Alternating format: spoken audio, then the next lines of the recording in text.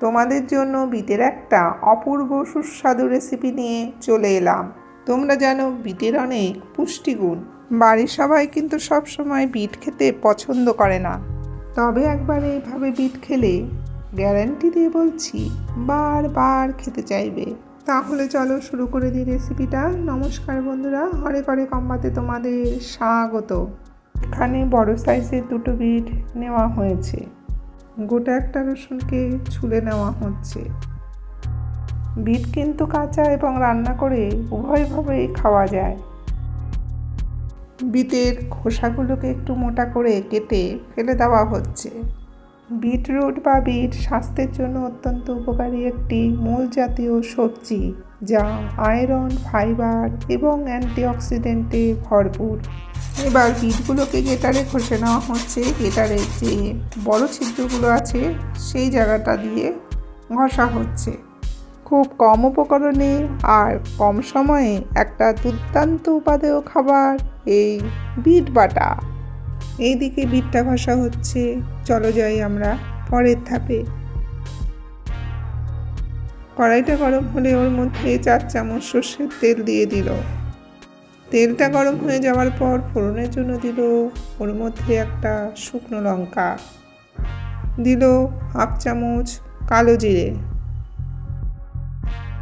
পুরো একটা রসুনের কোয়াগুলোকে ছোট ছোট টুকরো করে নেওয়া হয়েছে একটা কাঁচা লঙ্কা। এগুলো সবই তেলে দিয়ে দিল।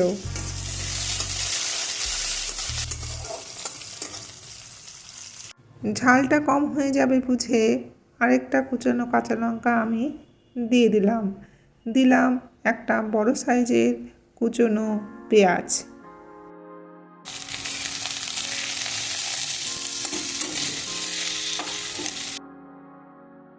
পেঁয়াজটা দিয়ে কিছুক্ষণ ভেজে নিয়ে ওর মধ্যে দিয়ে দিল 1 চামচ নুন।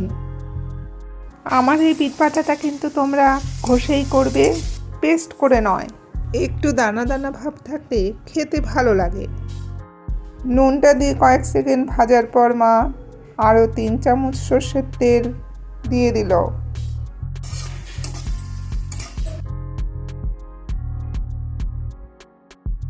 পেঁয়াজটা কিছুটা ভাজা ভাজা হয়ে গেলে ওর মধ্যে দিয়ে দিল 1 চামচ হলুদ গুঁড়ো, অ্যাড হলো 1 চামচ চিনি। বেসিক উপকরণগুলো দেওয়া হয়ে গেছে। এবার একটু ভেজে নেওয়া হচ্ছে। এদিকে ভাজা হচ্ছে, ওইদিকে কিন্তু বিটটা ঘষা হয়ে গেছে।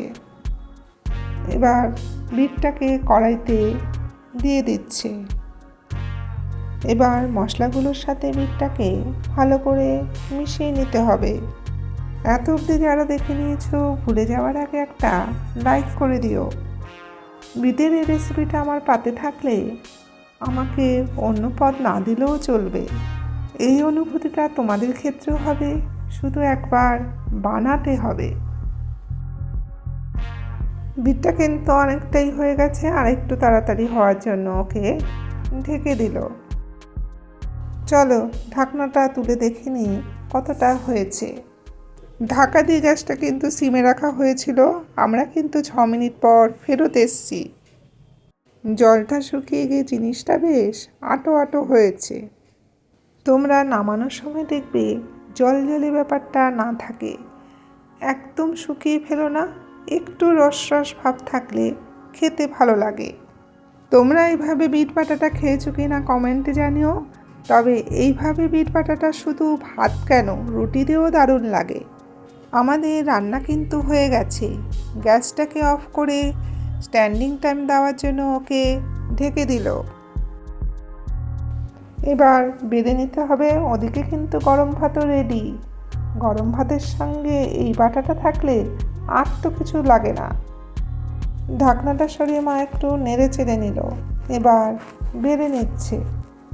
দারুণ সুন্দর গন্ধ বেরোচ্ছে। রান্নার গন্ধেই বোঝা যায় কতটা সুন্দর খেতে হবে। দেরি না করে তোমরা একবার বানিয়ে খেয়ে ফেলো। রেসিপিটা কেমন লাগলো কমেন্টে জানিও। ভালো লাগলে শেয়ার করার অনুরোধ রইল। তোমরা সবাই ভালো থেকো, সুস্থ থেকো। আবার দেখা হচ্ছে অন্য এক নতুন ভিডিওতে।